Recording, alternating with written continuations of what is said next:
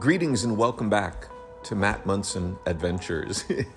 In this video, we are back in Kyoto, Japan, taking a look at the Intoko-in Temple, which is basically a Zen house right in the middle of Kyoto.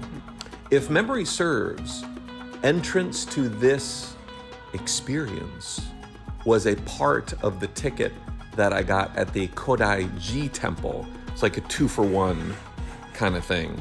Only, it wasn't 2 for 1. Like I bought 2 tickets at one.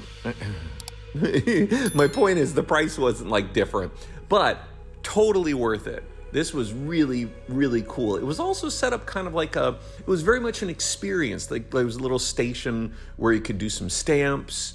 There was some places where you could practice Zen techniques. You can see right there, there's like it almost looked like a little classroom setup. What I loved about it is it was basically a traditional Japanese house with a bunch of artifacts scattered throughout that you could see and check out and sort of experience what it would have been like living in one of these traditional houses in Kyoto. And there was like a couple different buildings. Like this is the main house here. There's a little garden in the middle. And then I followed this walkway, which was covered with bamboo, off to another building where there was like the actual meditation room. There's a little Zen garden out back, literally a Zen garden. And this was towards the end of my day in Kyoto, and I was definitely running out of steam.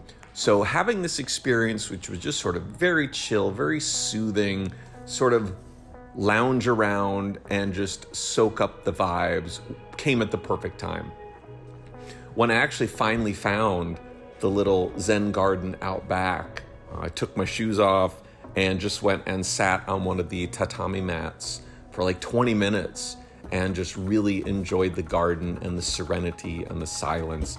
And I found it really interesting that even in the center of the tourist district in Kyoto, this old part of Kyoto, it was still silence. All I could hear was the birds chirping and the wind blowing and the silence, and it was really great, and it felt like I was really soaking in the experience. So really great time.